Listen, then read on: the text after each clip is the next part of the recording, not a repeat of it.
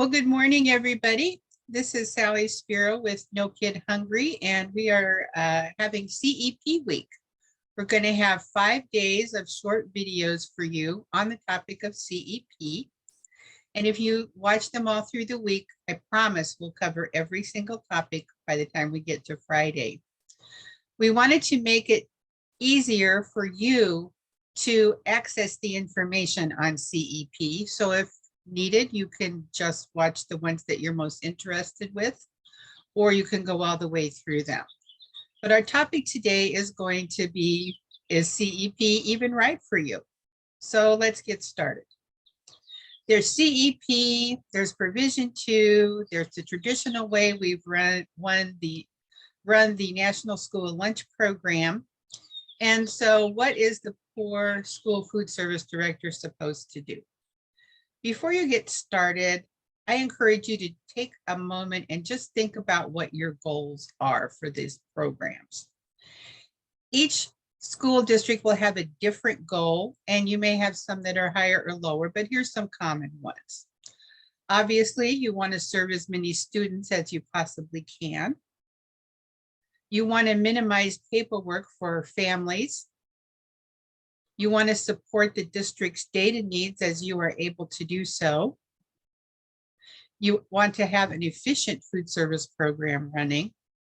And of course, you want to have the child nutrition program remain financially stable. There's some other considerations to think about that aren't necessarily goals, but are important to consider. For example, what hardware and software will you need in the office and the schools, whichever one that you select? How much time do you and the staff dealing with collecting money and managing student accounts and keeping track of all that? I know you're always there, so your administrative labor, maybe you think, well, it doesn't count, but you could always be doing something more productive than calling parents and asking for $20. So you could be working on nutrition education, you could be working on recipes, you could be working on things that would be adding a lot of value to your program. Speed of service is really important. I've said there's never been a principal who thought we served meals fast enough, but anything that we can do to make it better is always helpful.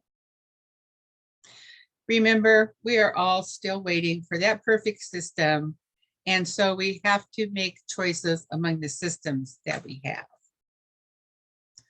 So the first one is the traditional National School Lunch Program. In that one, you can use it at any school in the district. Doesn't matter if it's high free and reduced, low free and reduced, it's applicable anywhere. It uses direct certifications and meal applications for free and reduced price students. You have free and reduced price data that is used for other programs in the district, such as especially Title I, but other ones too. It does require a pretty fair amount of administrative time for processing the applications and maintaining student accounts. You need a point of service counting system, which is like a cash register or other system, so you have to maintain that. The unpaid accounts come from the general fund. I kind of look at the third bullet where you have the data that's used for Title I as being sort of the price of them getting that in the current situation. So in some states where you cannot deny a student a meal or put them on cash only, that can be a lot of money in the district that comes from the general fund. And of course, because you have to do a lot of processing, you're going to have slower service times and you're going to have less participation than you do in other kind of scenarios. The next one's Provision 2. Now, Provision 2 can be technically used at any school, but it's not always financially feasible. So you have to kind of keep that in mind. In Provision 2, you collect meal applications for the first year, which is the base year, and you track student meal participation by percentage each month. So say in October of the first year, you had 70% of the meals you served were free, 30% or 20% were reduced, and 10% were paid.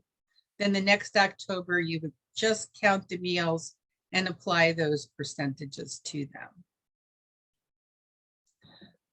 So and you do that every month. It's just a little bit different. October is different from November and so on. It only provides free and reduced price data for the first year. So the first year the district has that information, but in subsequent years they do not, at least not from you.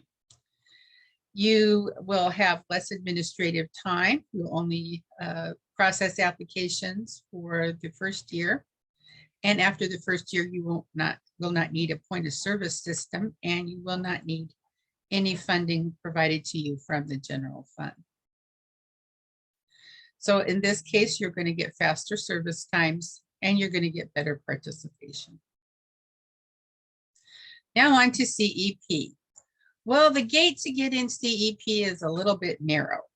It can only be used at schools that qualify with more than 40% directly certified free students. There's kind of a convoluted procedure for determining your revenue that I'm going to go over tomorrow in CEP financials. But for now, just know that your revenue is based on your identified student percentages. And so the higher above 40% you get, the more money you're going to get. Just keep that in mind for now. You will not have any free or reduced price data available for the district because you do not collect that information. You do not have to have administrative time for processing meal applications in any year, and you do not have to ever manage student accounts in any year. You do not have to have point of service hardware or software. You can merely use a clicker or a check mark system. And you will have faster service and you will have greater meal participation. So thinking back to your goals, you can kind of start matching up your goals with the different systems. Which ones support the administrative data, which ones gives you faster service, which ones minimize the paperwork, which ones lead to efficiency. So that's why it's good to have thought about your goals when you're trying to match up which system is right for you. Another thing to keep in mind is that you can mix and match within the same district. Just about every district I know, unless I guess you are the director in Beverly Hills 90210, has areas that are prosperous and areas that are less prosperous. So for example, you might be able to use some combinations to achieve your goals. Let's say you have a school that has very low free and reduced price participation or students. So in that case, you might just want to stay on the traditional program. You would directly certify the few students that you do have, and you would collect a few meal applications from the other students, and you would collect money from the vast majority of people. Now, let's say you have a school that has less than 40% ISP, but it still has high free and reduced price participation. You might want to put those people on provision too. So I've seen this happen a lot here in San Diego, where I live, around the military bases, where you have families that the way they have to count their income does not make them eligible for SNAP and other benefits, so they don't get directly certified.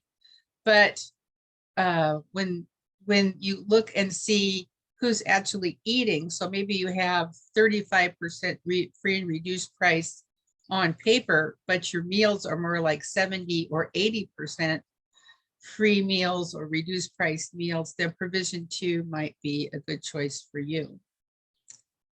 And If you are a school that has a really high ISP, then your best bet is to put it on CEP because it is the most efficient way of processing those children. So again, look at your district. You might be able to mix and match and come up with what's best for you. We do have a lot of resources here at No Kid Hungry. These are all on the CEP resources online. You can go there and learn more in depth about what's going on. And it's always good to know where you can have your resources. It's not like the old days where you had to go through the papers on your desk to try to find it. We hope that you'll stay in touch with us. You can sign up for our newsletter or visit the Best Practices website and get some good ideas. I hope that I will see you tomorrow when we're going to be going over CEP financials. Thanks for joining us today.